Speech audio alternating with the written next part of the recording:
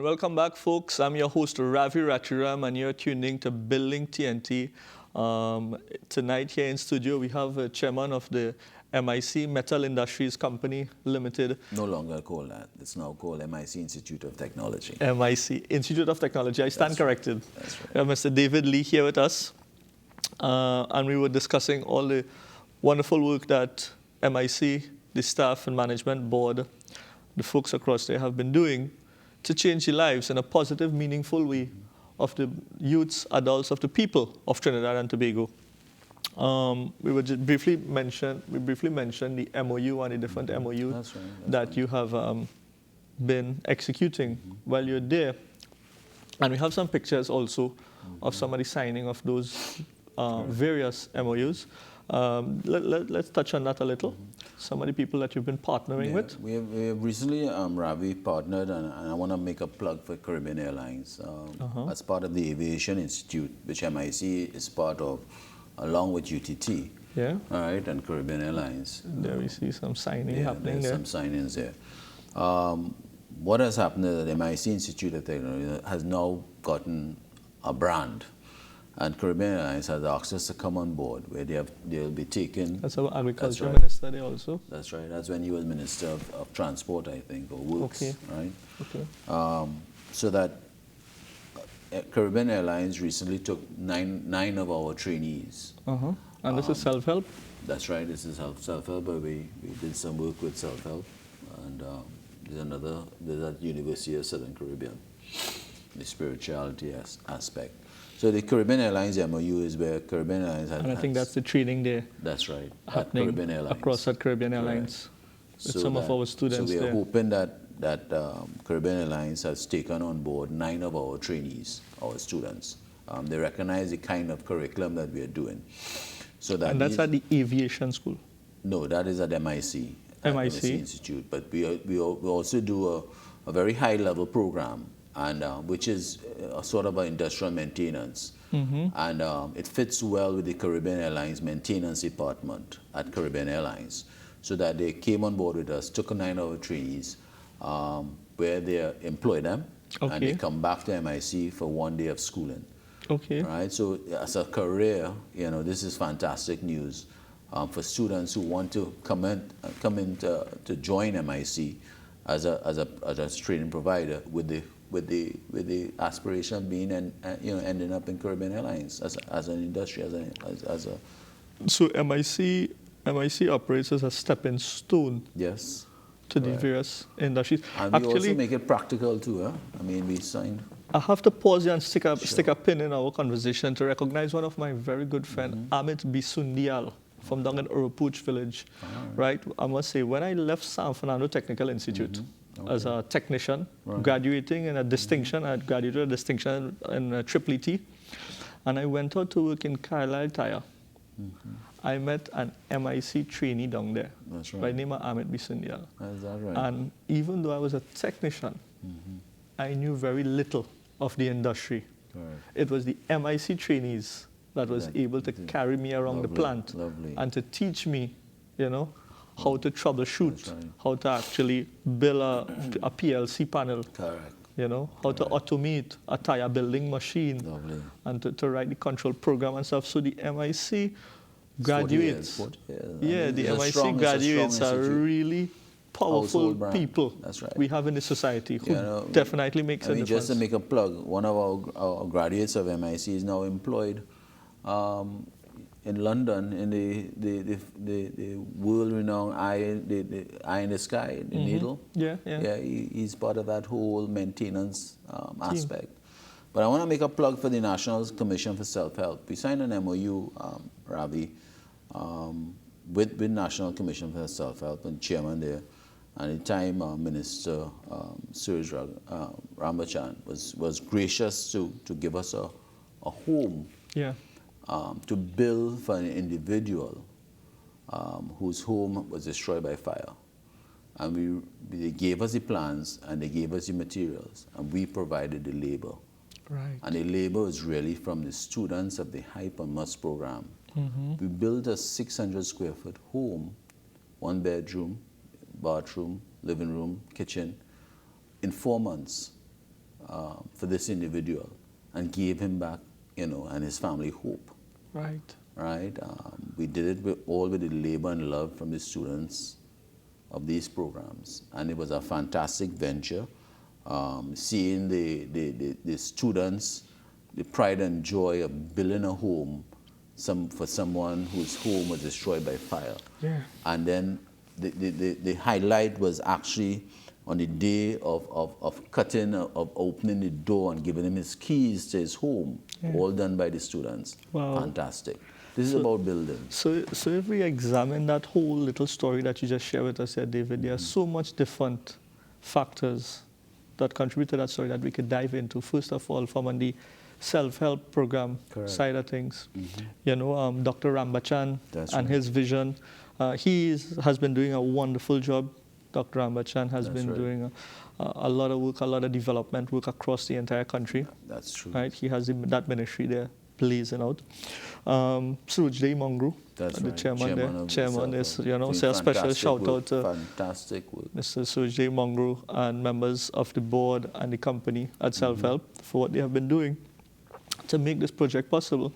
But most of all, what we did there is we're teaching the youths, other than just teaching them the trade and allowing them to explore that trade, we're teaching them how to give back. Correct.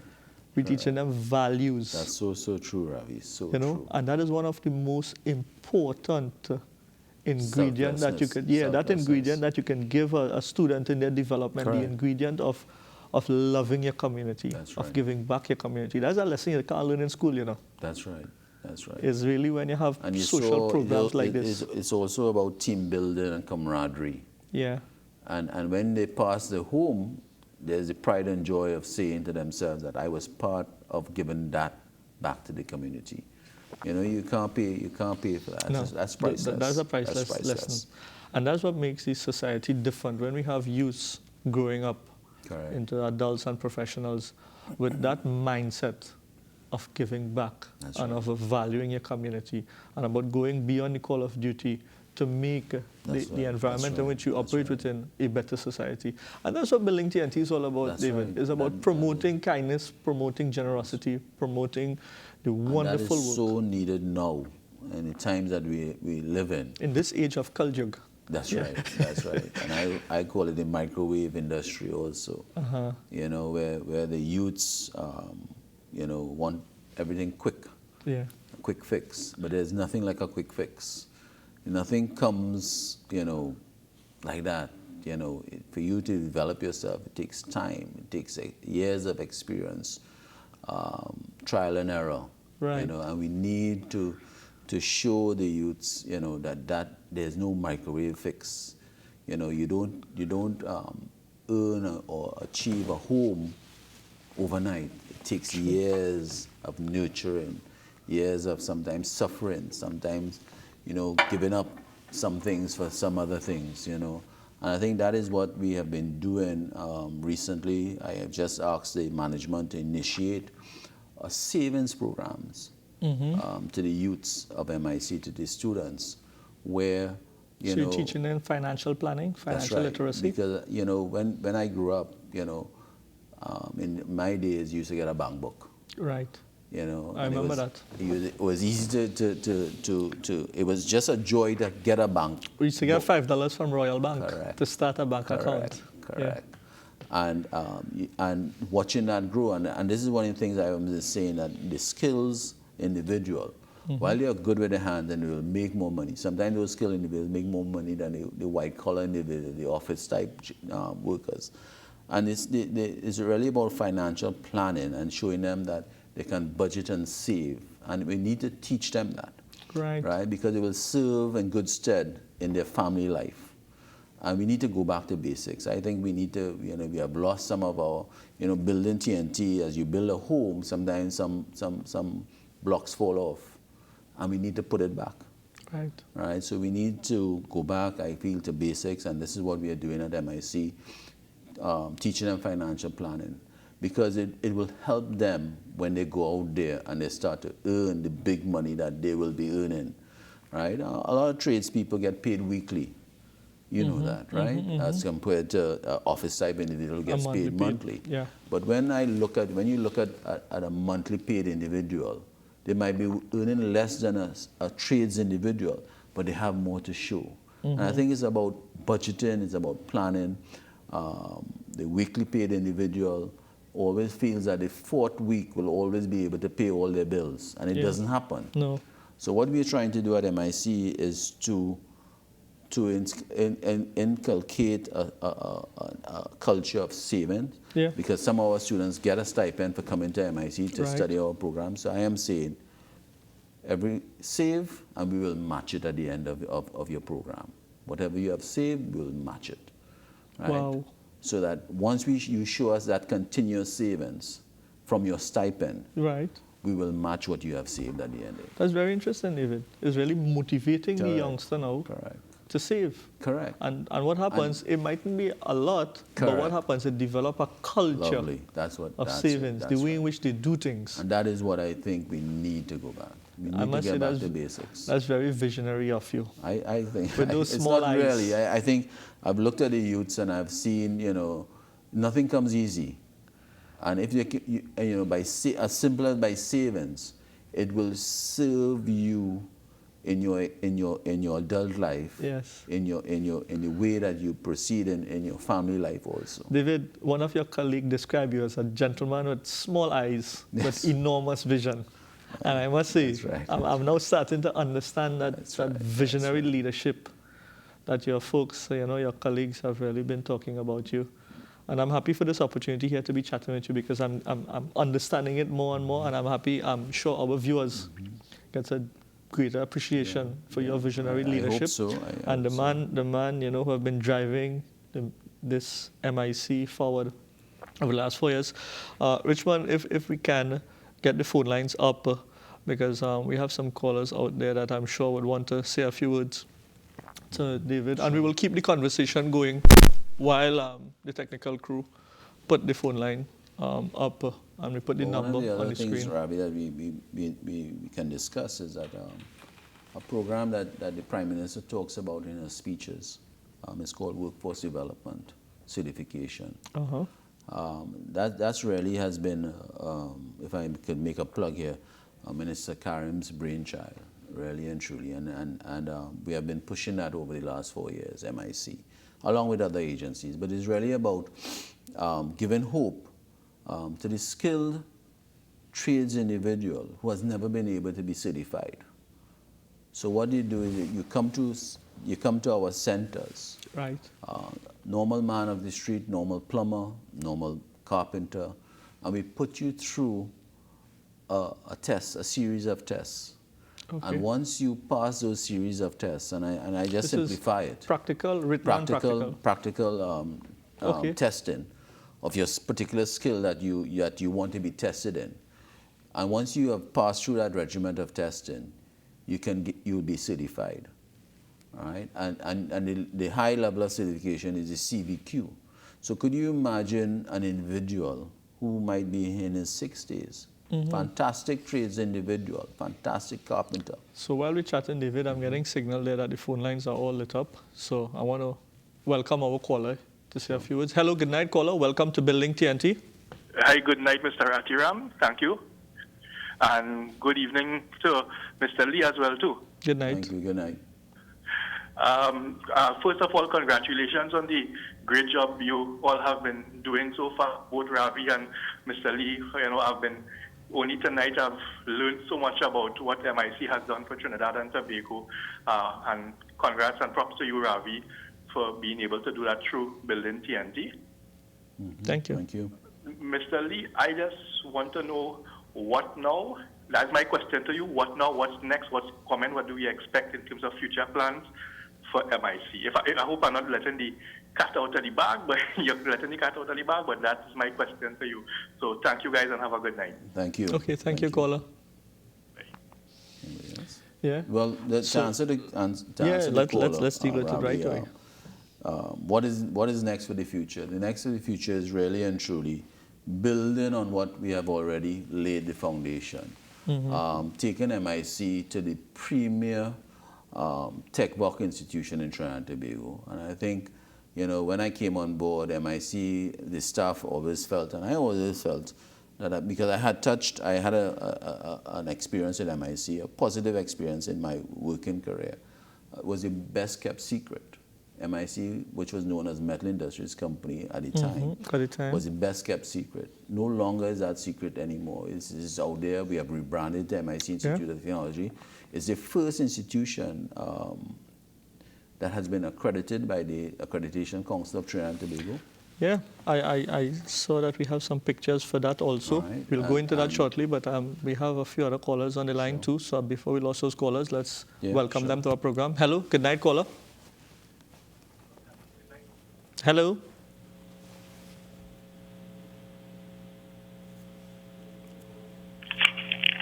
Good night.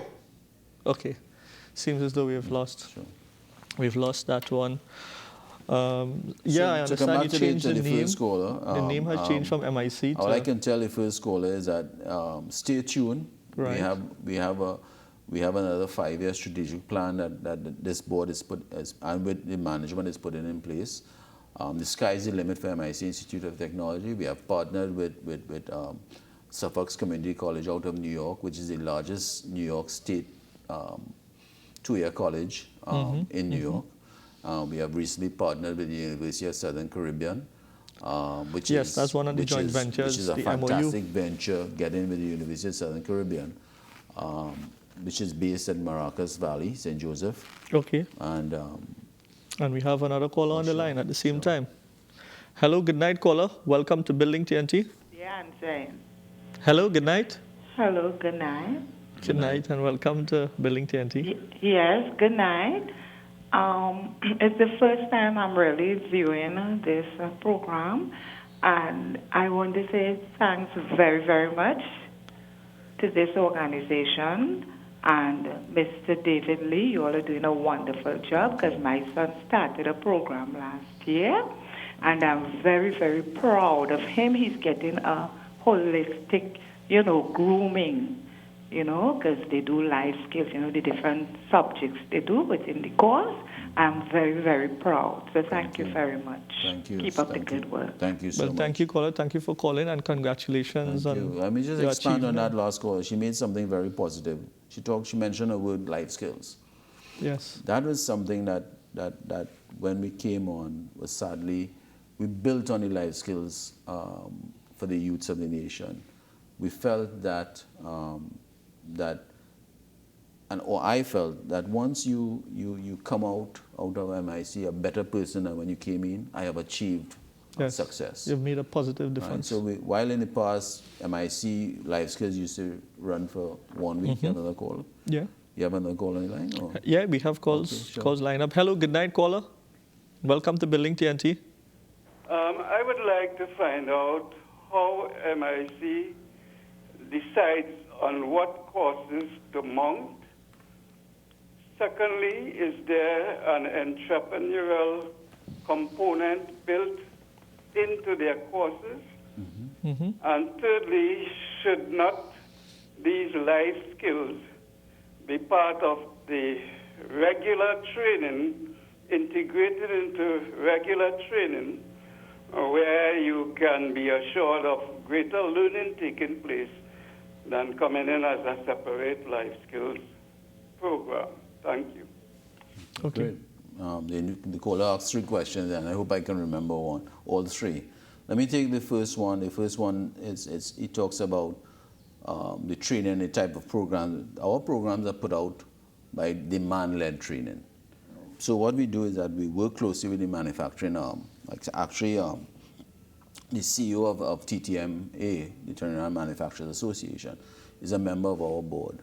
So that we look at the demand-led of what are the needs of the employers out there, and we tailor our programs to suit their needs, because it's about demand-led driven. We don't want to saturate the country with people who can't get jobs. So so firstly, we look at demand-led driven training. The second question he asks about, if I remember, can't remember. The third one is about life skills. Again, our life skills is holistic. We do a 3-week program before you of total life skills, and it's a continuous program of life skills throughout the 6 or 9 month period or 2-year period that the individual is at the MIC.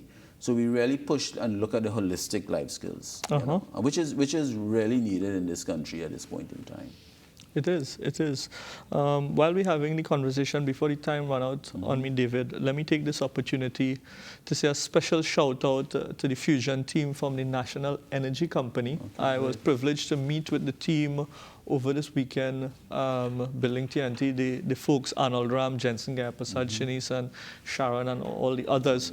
We went down to San Fernando Hill on Saturday morning, and we met a lot of people. We met Stephen Archer, that's the skateboard, one of the skateboard king. He skates down from San Fernando Hill straight down. And hopefully we're going to be partnering with Stephen and the church from San Fernando, where we'll be hiking up Mount St. Benedict Monday coming. We've met the guys from the Fusion team from the National Energy. They're training for a triathlon that is coming up soon. Folks, we were unable to put the footage together for tonight, because tonight I wanted to highlight San Fernando Hill as a place in Trinidad and Tobago of relaxation, where you can go. So I met a good gentleman by the name of Andre Alexander. It's a young man who goes up on San Fernando Hill with a Bible and some music, and he prays every single day of his life. And at the hill, he finds the peace and he finds God within, and he goes out. You know, he studied the book. There's the play park up in San Fernando, and the guys from the energy company gave us some time and taught us a few different exercises that we can do. So folks at National Energy Company, we're definitely going to have that footage available for next week. We're going to be showing that footage, and we want to wish you all the best in the competition, and keep in touch. So coming back into our program, David, well, we have another caller in the line. Before we make that point, let's hear what this caller has to say. Hello, good night, caller. Welcome to Building TNT. Yes, thank you. The third question that I asked just now was whether entrepreneurship or the setting up of small business, self-employment, is integrated and forms part of all the programs. Having heard the response about how you decide on program by consulting with the large industries, it is good to bear in mind that more than 50% of our businesses here are in the small and informal sector, and we should not neglect consulting with those sectors. That is so true. That is so true. We look, when I mention not only the manufacturing sector, but we look at that throughout the different businesses, small, medium, large. So David will continue with that. I'm getting a signal here from the team that we have to take a break. Oh, sure. So at this time, folks, we're going to take a break. We're going to be right back with you. The time flies, but don't go too far. We'll continue this conversation after.